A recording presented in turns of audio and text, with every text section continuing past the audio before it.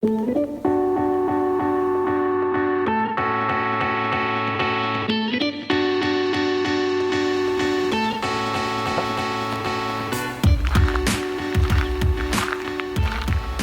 this is the VW Caddy,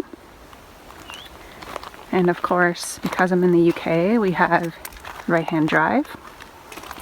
But other than that, it's a typical kind of small van, which they've converted and added a few features that you wouldn't normally have. Here is the electrical plug-in, which I only used once. They have a plug-in extension cable under the bed inside.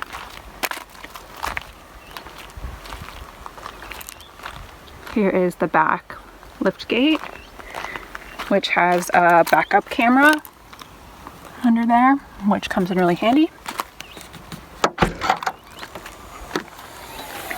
And then of course it comes open for easy access to inside.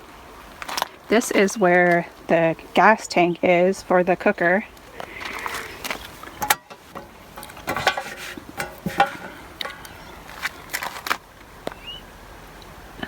So there it is. I don't have it on. I didn't need it, but it's there for people that want it. And then there's vents right here, one here, and one there. I'm assuming for the furnace. Didn't use that either, so can't comment much on that, but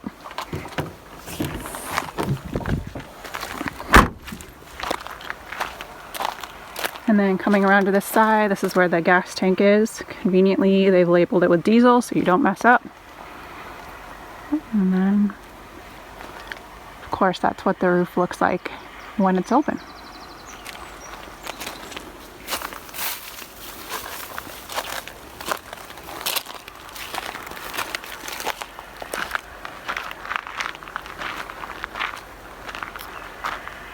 And that's it from the outside. Alright, so a quick tour of the inside of the vehicle. Even while it's messy, but this is kind of the day-to-day real life in action view. So on this side I have a bed. It's like twin size. It can pull out all the way over to the cupboard and make a double. But I haven't bothered doing that because I want the room down here to stand up and whatnot. I haven't popped the top tonight because it's rainy and it'll keep it a little bit warmer if I leave it down.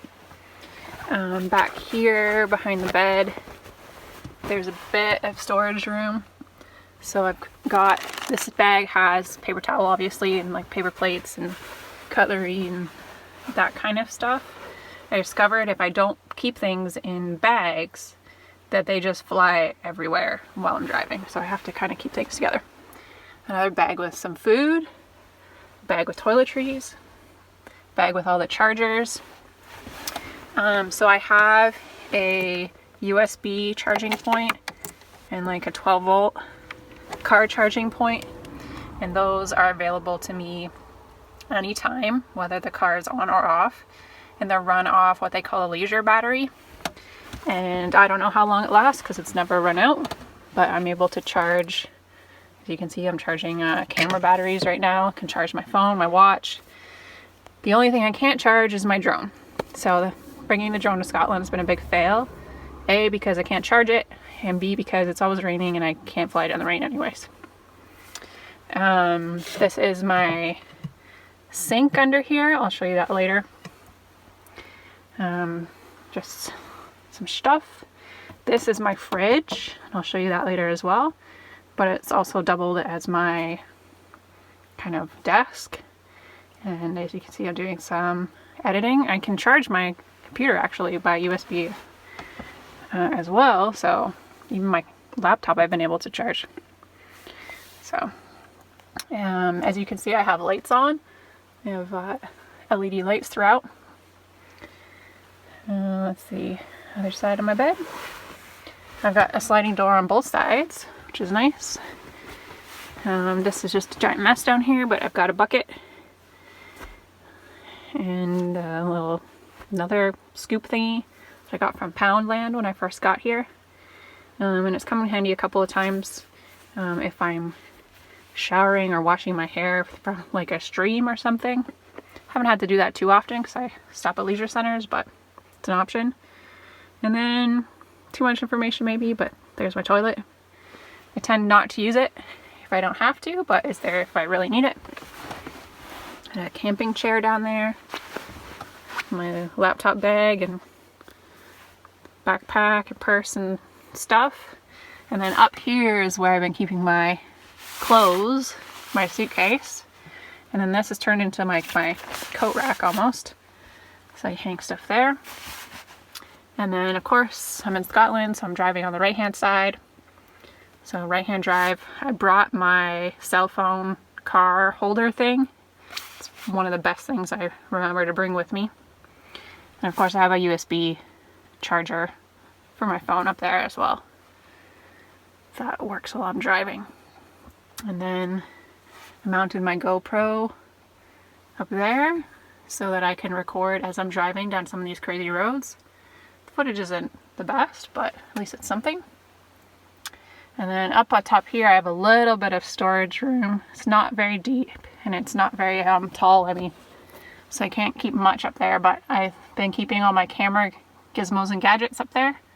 So tripods and accessories and batteries and whatnot, so that at least I always know where they are. And then there's a bit of a shelf up here too. So you can see it's also not very tall. It gets taller when the roof is popped. So when the roof is up, I can throw things up there temporarily, but I've been just keeping extra grocery bags and extra towels and whatnot up there. And yeah, that is pretty much the whole tour. Definitely big enough for one person. It would be really squishy if you had two people. It would be doable, but squishy. Anyways. Oh, the last thing I'll mention is these curtains. They're really great. They're quite thick. So I find if it's a cold night or whatever, they really do keep out the draft that comes off the windows. And of course, they're great for privacy. The windows are all tinted in the back though, so you can't really see in anyways, but yeah. There you have it. Here is a quick tour of the kitchen facilities on this camper van. So, of course, we've got our plug-in points here. These ones work even when you're not connected to shore power, and these ones only work when you're plugged in, like at a campsite or whatnot. And then this is the sink and the stove. So, like this, it's a good work surface. It makes more counter space. But then if you need the sink or the stove, you just flip this over and voila. Now you have your single burner stove and your sink. So then you just pull down the faucet, open the lever, and voila, running water. Just cold water, but that's fine. The water itself is under here, and so it's just in that jug. And so when it runs low like it is now, you just unscrew this. You can take the whole jug out, fill it up when you find potable drinking water, and then there you go. And then there's just like a little pump in it, I guess, that actually runs it. But that's that, and that's about the only kitchen storage right there. There's a little bit of room you see for toilet paper and dishwashing liquid and stuff. The one burner stove I haven't used at all, but it runs on a little gas tank that's stored under here, that you have to open the back lift gate to get in there to get to that to switch on the tank. I just haven't bothered. And then this right here is, again, nice work surface when you don't need it. Then you just flip it up here and there's a little plastic bit to hold it in place. And then it reveals your fridge underneath, and the fridge lid just comes off. And then kind of like a little chest freezer. In fact, it might even be a chest freezer, I'm not sure. But then it holds all your stuff. And then yeah, it holds quite a bit actually. There's even more space like under this basket. And that's it.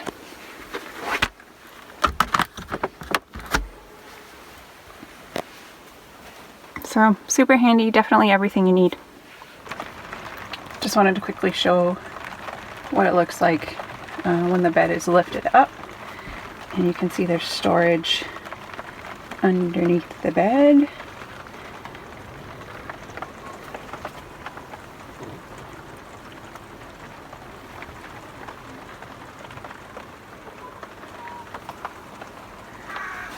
And then it's really easy to put back down. And then there's this cushion piece that I did not use at all during the trip because I didn't want it. Somehow it goes on back here with Velcro. Gotta get lined up right. And then this becomes like a couch during the day. But there was no way I was doing that transformation every day. I just left it as a bed. And then if people want to, they can pull the bed out. I can't get it all the way out because I'm standing here, but it comes all the way over to the cupboard. And then that piece goes over here to make it kind of like a double bed. Okay, so just a quick video to show you how to operate the roof. There are 3 straps, 2 at the back and 1 at the front, and you just need to loosen them all the way to the knot.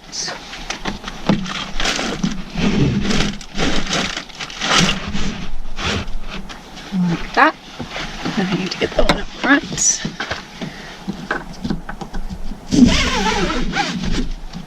Just like that, and then you can let them hang loose. And then it's just a matter of pushing up on them.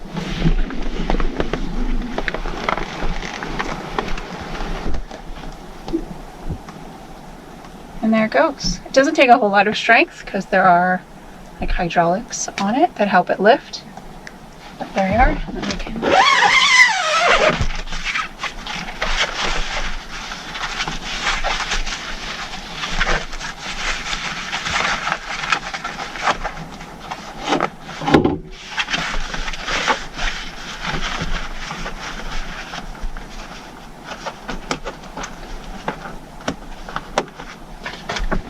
just like a tent.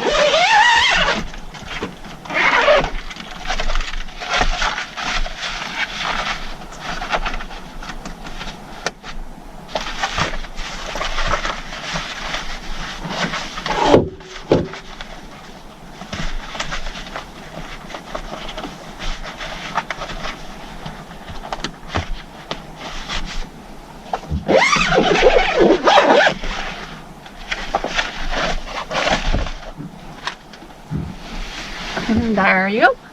It's easy as that. So it just takes, 30 seconds, a minute, and then you're ready to roll. So putting the roof back down is just slightly more complicated than putting it up because you have to pay attention to the fabric and make sure that it's coming in and not going out.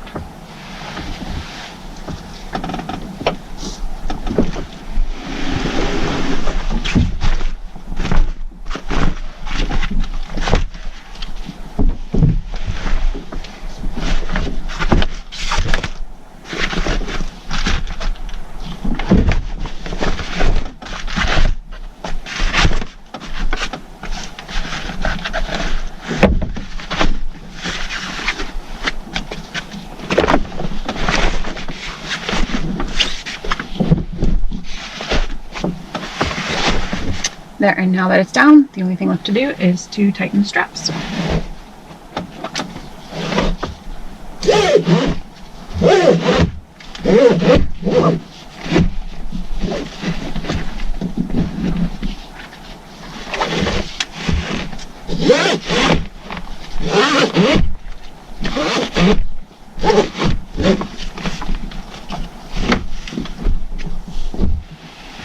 And then the last one in the front.